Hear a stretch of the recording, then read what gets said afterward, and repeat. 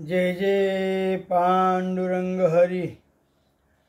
बुद्ध विटेवरी या चॅनलवर मी आपणा सर्वांचं सहर्ष स्वागत करीत आहे.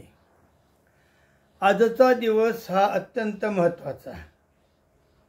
याच्यासाठी महत्त्वाचा आहे की आजच्या दिनी दशहराला किंवा विजयादशमीला परमपूज्य बोधिसत्व डॉक्टर बाबासाहेब आंबेडकर यांनी धम्मचक्र पवतनाय केलं, म्हणजे धर्मचक्र फिरवलं.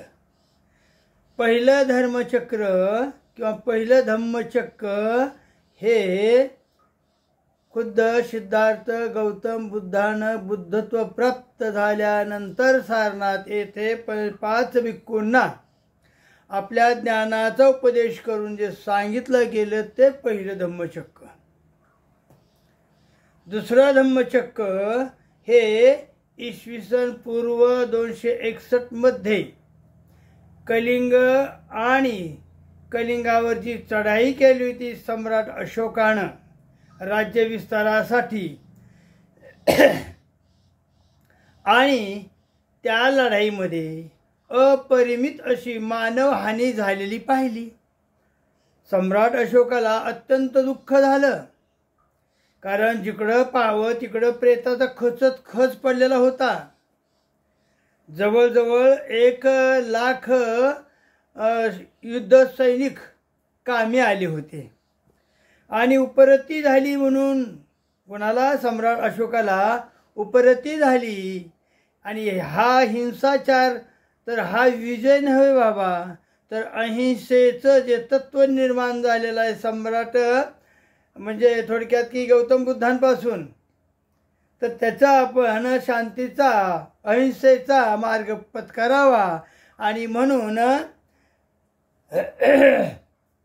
म्हणून त्यांनी काय केलं, त्या काळातले बौद्ध धम्मगुरू मोगली पुत्र तिस्स यांच्याकडून धम्माची दीक्षा घेतली. काही इतिहासकार म्हणतात की बिंबिसार राजापासून, म्हणजे हर्यक वंशापासून, कारण बिंबिसार राजा आणि सिद्धार्थ गौतम बुद्ध हे समकालीन होते. तिथूनच बुद्ध स्वीकारला गेला, काहीचं असं म्हणणं आहे. काही इतिहासकार म्हणतात की सम्राट अशोकाला कलिंग युद्धाची उपरती झाली म्हणून त्यांनी बौद्ध धम्माकडे त्यांचा ओढा लागला असं.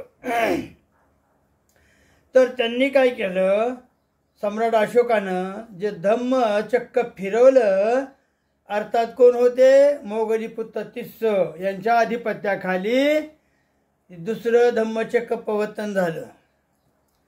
तदनंतर सुमारे 250 वर्षानंतर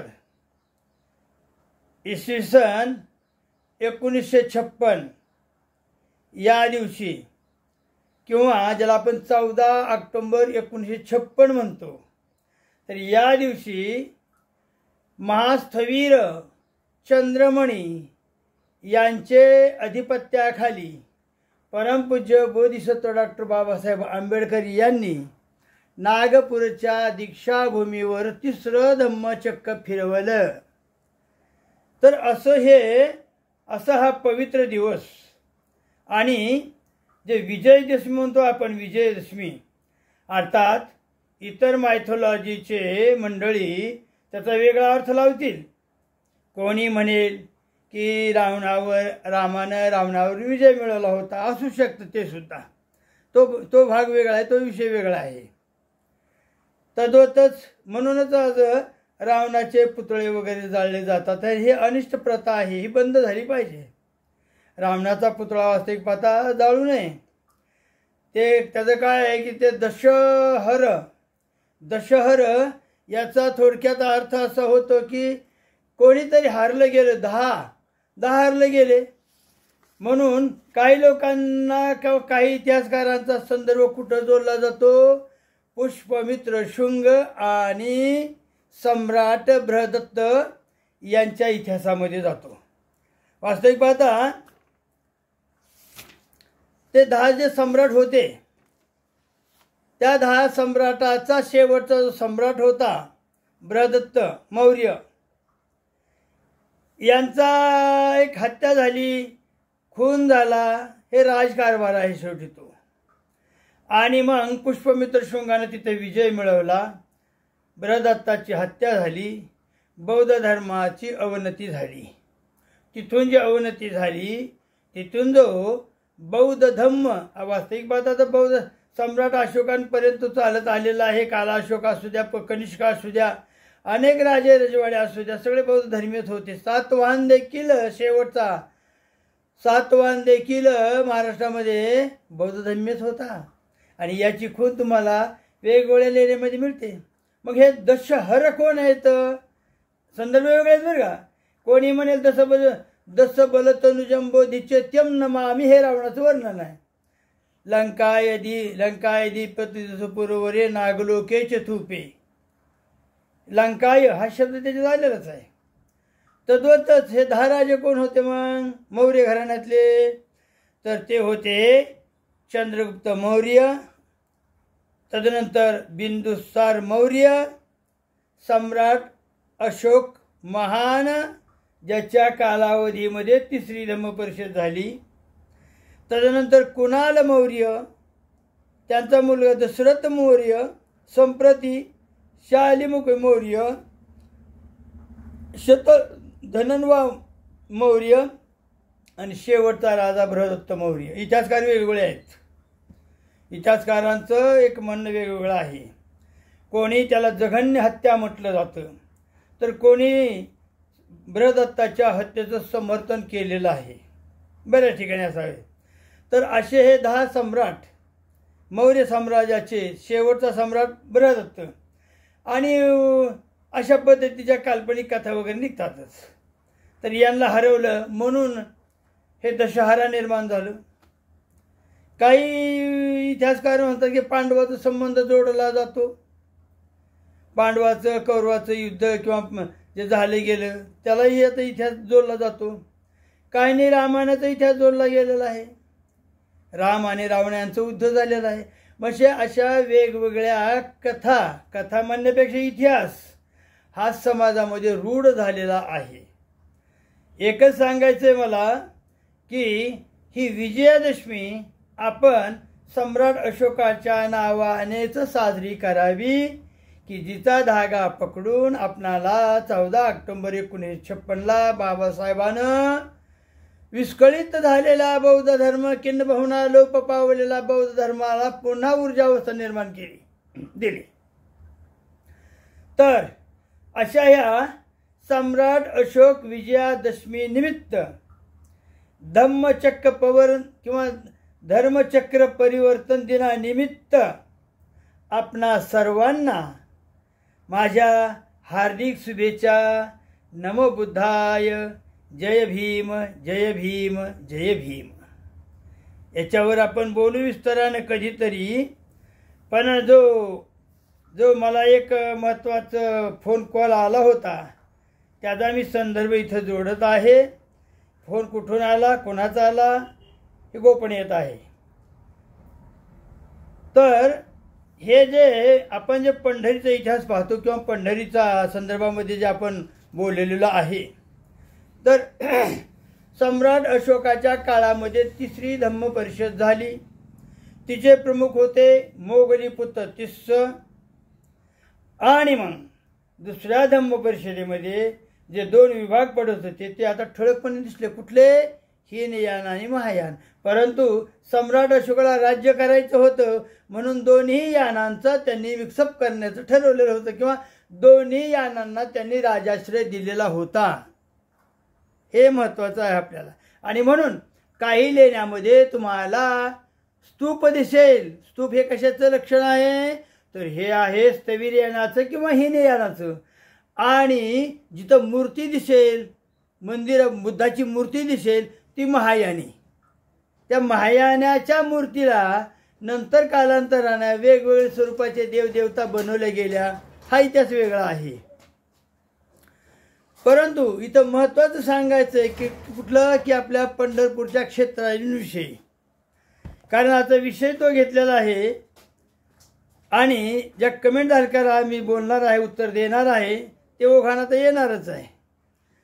तर थोडक्यात जे सांगतो तुम्हाला, त्यावेळी सम्राट अशोकानं अनेक एक गट भिक्खू संघाचे पथकं निर्माण केली धम्मप्रचार करण्यासाठी. सम्राट अशोकाचं राज्य हे अतिविशाल होतं, अतिविशाल होतं. तद्वतच महाराष्ट्र प्रांत ज्याला कोकण किंवा महाराष्ट्र, कोकण, गुजरातची पट्टी, केरळचा भाग, कर्नाटकाचा भाग, याच्यावर एक धम्मप्रचार व्हावा ह्या हेतून कुणाची नेमणूक केली सम्राट अशोकानं? तर त्याची केली महाधम्मरक्षित. हे नाव मात्र लक्षात घ्या तुम्ही, महाधम्मरक्षित. आणि महाधम्मरक्षित हे पंढरपूरला येऊन त्यांनी तिथं त्यांचं मुख्यालय बनवलं. मुख्यालय त्यांनी कोल्हापूरला बनवलं आणि उपमुख्यालय त्यांनी पंढरपूरला बनवलं आपल्या पथकाचं. आणि मग याचा उल्लेख तुम्हाला कुठे येतो? तर याचा उल्लेख तुम्हाला महामोगली पुत्र तिस्स यांनी जो ग्रंथ लिहिला, त्या ग्रंथाचं नाव आहे महावंश. तुम्ही ऐकताय ना, दीपवंश, महावंश नाव तर ऐकलेले असेल तुम्ही. तर या महावंशामध्ये याचा उल्लेख आहे. आणि ते शब्द कसे आहेत पहा. महारठ्ठ, महाधम्मरक्षित. रक्षित म्हणजे रक्षित, धम्मरक्षित आपण म्हणतो ना, तर रक्षित म्हणतात. पालीमध्ये त्याचा उच्चार रक्षित होतो. कोप थेर नामकं, थेर नामकं म्हणजे या नावाची व्यक्ती. थोडक्यात कुठली? महाधम्मरक्षित. मग हे कुठं आलेत? महारठ्ठ. एका आपल्या उपासकानं महारठ्ठाचा अर्थ मला सांगितला. काय सांगितलं माहिती आहे का तुम्हाला? महार अधिक अठ्ठ. जो अठ्ठ म्हणजेच काय की अष्टांगिक मार्गाचे जो पालन करतो तो समाज महार. म्हणजेच महार रठ्ठ, महारांचं रठ्ठ. आता रठ्ठ हा शब्द पालीमध्ये असा होऊ शकतो, परंतु रठ्ठ याचा अर्थ राष्ट्र असा होतो पालीमध्ये. मग महारांचं राष्ट्र महाराष्ट्र. मग इथं नेमणूक कोणाची झाली बाबा? तर महाधम्मरक्षित कोपितं थेरंग नामकान. आणि हे पाली आहे. पुढं काय लिहिलंय? महाधम्मरक्षितं थेरंग तू योन लोकमपसई. लोकांच्या कल्याणासाठी तुम्हाला या ठिकाणी पाठवण्यात आलेलं आहे. हे कशात वर्णन आलेलं आहे? हे आलेलं आहे महावंश. हा ग्रंथ कोणी लिहिला? मोगली पुत्र तिस्सानं. कधी लिहिला? तिसऱ्या धम्म परिषदेच्या वेळी. तर अशा पद्धतीनं ही मंडळी पंढरपूरला आली आणि त्यांनी तिथं आपलं धम्मप्रचाराचं कार्य केलं. वास्तविक पाहता त्याच्या अगोदरही धम्म इथं होताच. महाराष्ट्रामध्ये धम्म हा पहिल्यापासूनच होताच. पण अधिक चालना मिळण्यासाठी अशाही पद्धतीनं पथकं निर्माण केलेली आहेत. म्हणून आजचा जो माझा विषय आहे ना, तो महत्त्वाचा विषय आहे. ज्या फोनधारकानं मला फोन करून सांगितलं की गुरुजी अशा संदर्भामध्ये तुम्ही आम्हाला पानं दाखवताय, ते अभंग दाखवताय, पण त्या अभंगाचं अर्थ मात्र कोणी सांगत नाही. म्हणून मी विषय काय घेतलाय आज? तर टाळ मृदंगाच्या गजरामध्ये आमचा वारकरी संप्रदायाचे समाज आषाढी वारीमध्ये भीमबाबाची गीतं गातो. ऐकलं असेल तुम्ही कधीतरी ह्या काय म्हणजे मोबाईलवर ऐकलं असेल तुम्ही. परंतु कीर्तनकार मात्र, कारण वारकरी हा वेगळा, म्हणजे वारकरी म्हणजे ते मागे ते टाळ वगैरे मृदंग म्हणजे अभंग वगैरे म्हणतात ते. कीर्तन म्हणजे प्रबोधन करणारा, कीर्तनकार म्हणजे प्रबोधन करणारा.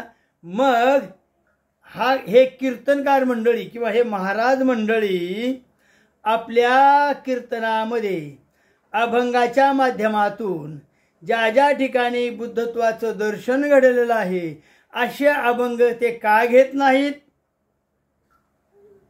हा त्याचा प्रश्न योग्य आहे, रास्त आहे.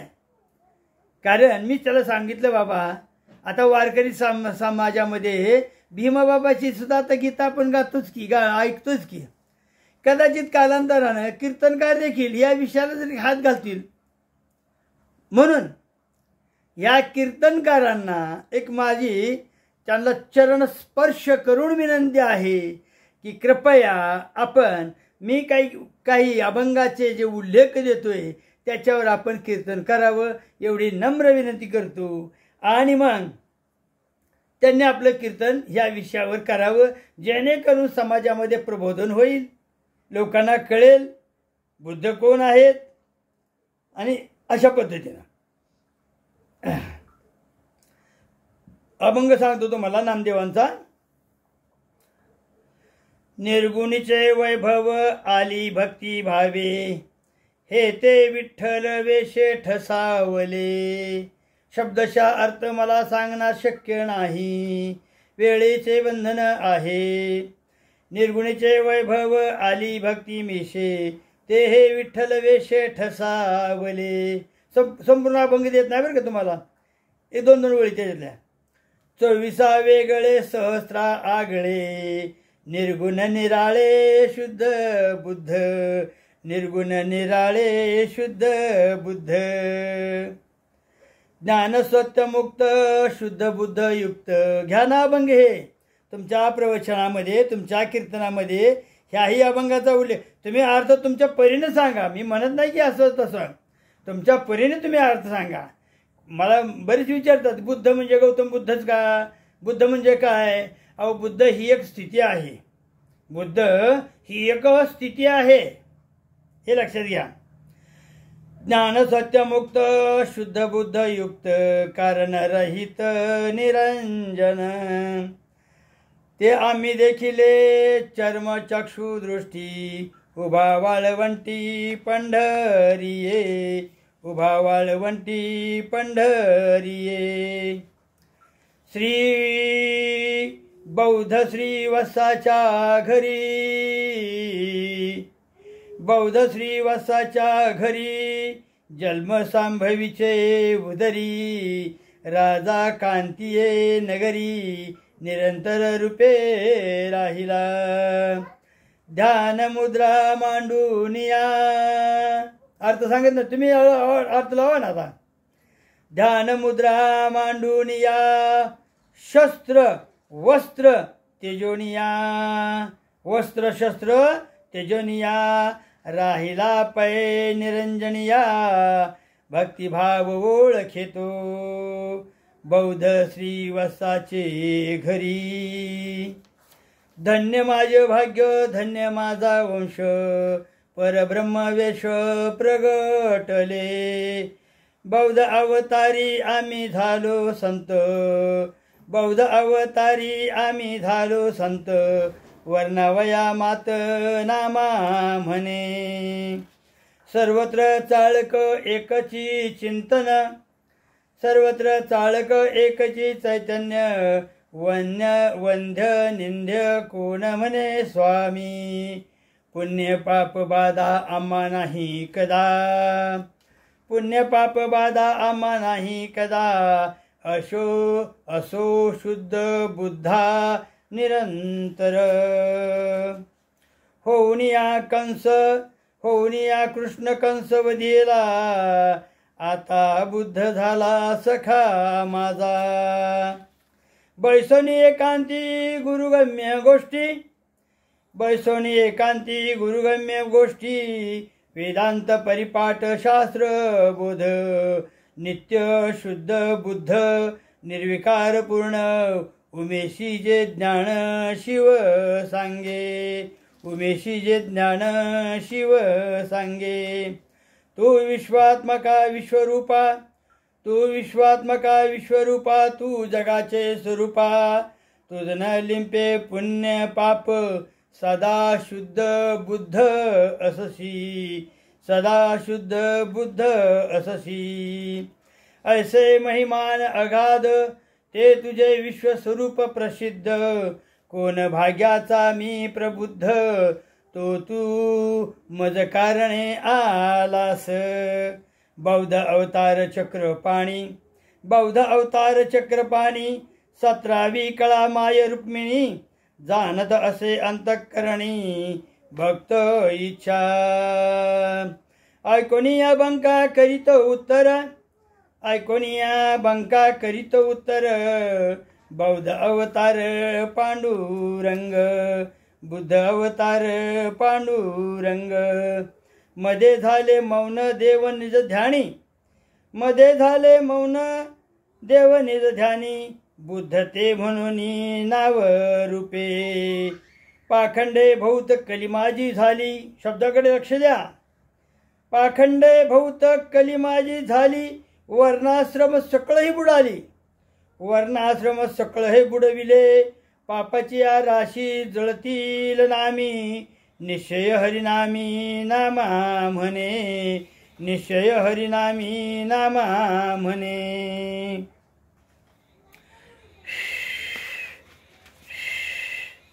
वेद मार्ग सांडूनी या शब्दाकडे लक्ष द्या व्यवस्थित लक्ष द्या वेद मार्ग सांडूनी असुरे देवा गांजिले वो त्याची या कैवारा आई त्या सौम्य रूप धरिले हो बौद्ध रूप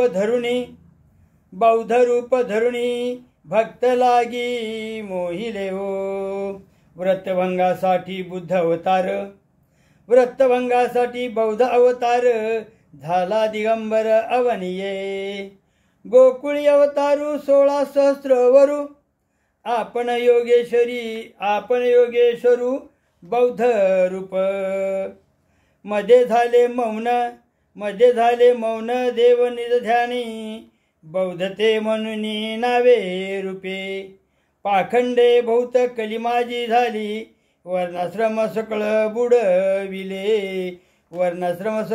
बुडविले अवघे हेची क्रिया अवघे हेची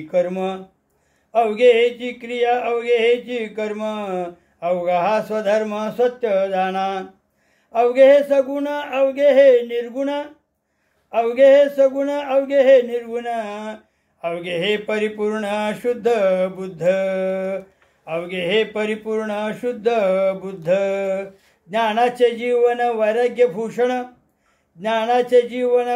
भूषण ते सुख निदान विटेवरी शुद्ध बुद्ध मुक्त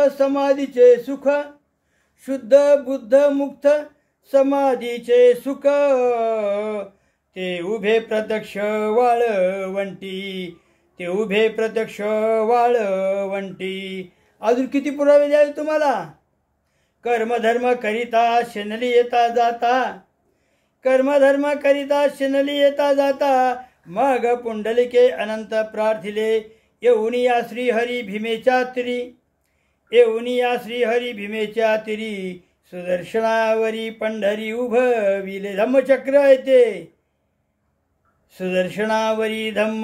सुदर्शनावरी पंढरी उभविले तर बाबांनो आजचा हा आहे भरपूर आपल्याकडं आणि म्हणून हे सगळे अभंग जे आहेत मी आता तुम्हाला जे दाखवलेले आहेत त्याचे अशा गट्ट्यांमध्ये मी रूपांतर केलेलं आहे त्याच्यासोबतच हे पाली लिपी ज्याला पाली शिकायचं आहे ज्याला सम्राट अशोकाची भाषा शिकायची लिपी शिकायची जुन्नरमध्ये असो किंवा तुमच्या अजिंठा वेरूळला असो किंवा नाशिकला असो तिथं बुद्ध लेण्यामध्ये ह्या लिपीमध्ये लिखाण केलेलं आहे म्हणून हे पालीची मुळाक्षरं काना मात्रा वेलांटी उकार ऱ्स्व दीर्घ थोडसक व्याकरण याच्यामध्ये समाविष्ट केलेले आहेत असे मला वाटतं 10-12 पानं आहेत आणि असे हे गट्टे मी तुम्हाला देतोय आज मागणी झालेली आहे अनेक बंधूंची मागणी झालेली आहे आणि त्यांनी मला धम्मदान देखील दिलेलं आहे तर ते आहेत आजचे धम्मदाते नाव घेत नाही सुनील दादा आणि शुभम दादा या दोन्ही दादांनी मला धम्मदान पाठवलं त्यांचा मी अत्यंत आभारी आहे आणि या ठिकाणी मी इथंच थांबवतो आणि अशा पद्धतीनं काही मंडळींनी मला विचारलं की आम्ही धम्मदान किती पाठवावं आज मला मात्र स्पष्ट बोलावं गेलं, कारण प्रत्येकाला उत्तर देणं शक्य नाही. मी त्यांना सांगितलं, हा जो गठ्ठा पाठवायचा तुम्हाला, याच्या वजनावर अवलंबून तुम्हाला जवळजवळ 100 पानं, 100 किंवा 120 पानं, तर हे पानं जे आहे त्याचं वजन आणि हे वजन त्याचं अशा पद्धतीने मी त्याचं पाकिट बनवून हे पाकिट फाटायला लागली. काही मंडळीने आणखी त्यांची पूर्ण पत्ती दिलेली नाहीत. तर हे असे गठ्ठे तयार करून मी फक्त सोमवारी पोस्टामध्ये टाकत असतो. तुम्ही म्हणाल पोस्टामध्ये सोमवारीच का? कारण शनिवारी रविवारी याला झेरॉक्स करावा लागतो. इतर वेळी त्या झेरॉक्समध्ये दुकानाला गर्दी असते. जवळजवळ हे एका गठ्ठ्यामध्ये 120 पानं जर असतील तर 5 गठ्ठे 6 गठ्ठे छापायला किती पानं छापावं लागतील. मग त्या इतर वेळी तहसील कचेरीमध्ये त्या झेरॉक्सच्या दुकानामध्ये अत्यंत गर्दी असते आणि मग हे आपले 400-500 पानं कोण छापणार हो. मग ते काय सांगतात, ठेवून जा दादा, उद्या सकाळी घेऊन या. म्हणजे मी इथून पुन्हा तिथं करमाळ्याला जायचं तहसीलमध्ये ठेवण्या देण्यासाठी आणि पुन्हा ते बंडल घेऊन यायचं. त्यापेक्षा मी ठरवलंय की त्यांची सुट्टीचा दिवस कुठला असतो, शनिवार रविवार असतोच. मग एका झेरॉक्सवाल्याला मी कबूल केलं की मी बाबा शनिवारी रविवारी येतो, माझ्यासाठी दुकान खोलून एवढी माझे 400-500 पानं तुम्ही झेरॉक्स करायची प्रती. तर अशा पद्धतीनं ह्या प्रती मी रविवारी घेऊन घरी येतो, त्याचे गठ्ठे तयार करतो, पाकिटामध्ये घालतो, सोमवार तुम्हाला डिस्पॅच करतो. कदाचित मंगळवार सुद्धा होईल, कारण लोड मोठा आहे कामाचा. आता त्या फीच्या संदर्भात मला उघडच बोलायचं आहे. मी इथं काय व्यवसायात किंवा ह्याच्यात मी काय दुकानदारी करत नाही बाबा. मला सांगायचं ज्याला की पाहिजे त्यांनी घ्या. आता हे सोपा उपाय आहे. सोपा उपाय काय आहे, तर जवळजवळ 120 पानाचं जे आहे, 120 पानाचं 2 रुपयानं पान धरलं आपण, त्याचे किती होते तर 240 रुपये होत्यात. एक सहज सांगतो मला. पाकिटाला किती 50 रुपये, पोस्टाला किती 50. हे अंदाज खर्च आहे बरं का माझा. कदाचित जास्त सुद्धा लागू शकेल वजनावर. आता ते पायली त्याच्यात आड करायचे म्हणून त्याचे वजन वाढणारच आहे. आणि पोस्टाचा खर्च 50 आणि पाकिटाचा 50. हे मटेरियल घेऊन जायला मला 18 किलोमीटरवर तालुका आहे मला अर्ध तिकीट, परंतु ते शक्य होत नाही. एखाद्या मुलाला घेऊन मला जावं लागतं. त्याच्यासाठी त्याच्या गाडीमध्ये 1 लिटर पेट्रोल टाकावं लागतं, त्याला चहा पाणी करावं लागतो. तर हा जर 1 लिटर आपण त्याचं जर आपण थोडक्यात काय बाबा की त्याचं आपण 100 रुपये जरी धरला आपण त्या व्यक्तीचं, कारण कोणी कोणासाठी माझ्यासाठी तो का नेहमी येणार नाही. तर अशा पद्धतीनं हे किती झालं 3, 4, 450 रुपये हा तुम्हाला खर्च येतो. 450 रुपये हा तुम्हाला खर्च येतो, अधिक तुमची इच्छा धम्मदान देण्याची. म्हणजे जवळजवळ सर्वसाधारण 500 रुपये जरी आपण याला खर्च धरला, 500 रुपये लागतात. ज्या बंधूंनी मला 500 रुपये पाठवतील, अधिक धम्मदान तुमची इच्छा. धम्मदानाला मी हट्ट करीत नाही, उघड हिशोब सांगितला. हे समाजकार्य आहे, हे धम्मकार्य आहे, या हेतून मी हे काम करतो. ज्याला पाहिजे ते घेतील, ज्याला पाहिजे ते नको घेतील. काय मंडळी खोचकपणाने विचारतात, हो आमच्या गावाला रुपयालाच परत आहे की, मग तुम्ही 2 रुपयाचे पैसे म्हणता, बाबांनो जिथे मिळते तिथून घ्या. मग आता काय करणार मी तरी, कारण मी म्हातारा माणूस, 2 हृदयाची माझे ऑपरेशन झालेले, एवढ्या एक आजारीमध्ये असून सुद्धा मी एवढं तुमच्यासाठी जातो. आता पावसामध्ये 3 आठवडे पाऊस इतका झाला की माझ्या टपरीतील पुस्तकं जलमय झाली. आपल्या टपरीच्या मागं जिथं मी व्हिडिओ काढतो, मी घरी आलेलो आहे आणि तिथं काय झालं, वरच्या अंगाची ताल फुटली, सगळं पाणी आपल्या टपरीत आलं. टपरीतली माती धुवून गेली, दुसरा गाळ येऊन बसला, त्यात माझी पुस्तकं विनाश पावली. आता विनाश पावत नाही, मी त्याच्यातून शोधून काढीन, चांगले असतील तर ठेवीन, अत्यंतच खराब असतील तर बघेन काय करायचं ते, तो मुद्दा वेगळा आहे. सांगायचं तात्पर्य म्हणजे की हे माझंही कष्ट किंवा माझी तळमळ आपणही लक्षात घ्यावी आणि तशा पद्धतीनं धम्मदान करावं. धम्मदानासाठी इथं मी माझा फोन पे क्रमांक दिलेला आहे 82 65 07 51 51 82 65 07 51 51 याच्यावर आपण ह्या ग्रंथाचं 500 रुपये अधिक आपल्याला वाटलं म्हाताऱ्याला काय मदत करायची म्हणून तर अधिक धम्मदान द्या. आणि याच्या व्यतिरिक्त आता ह्याच्यानंतर मी याच्यावर आता ओहापोह करणार नाही किंवा दुसऱ्या व्हिडिओमध्ये मी हे सांगणार नाही, कारण सांगणं देखील बरोबर दिसत नाही हो, मला खरं सांगणं देखील बरोबर दिसत नाही. परंतु बरेच मंडळी अशा प्रश्न विचारला म्हणून त्यांचं हे उत्तर आहे. या ठिकाणी मी थांबतो.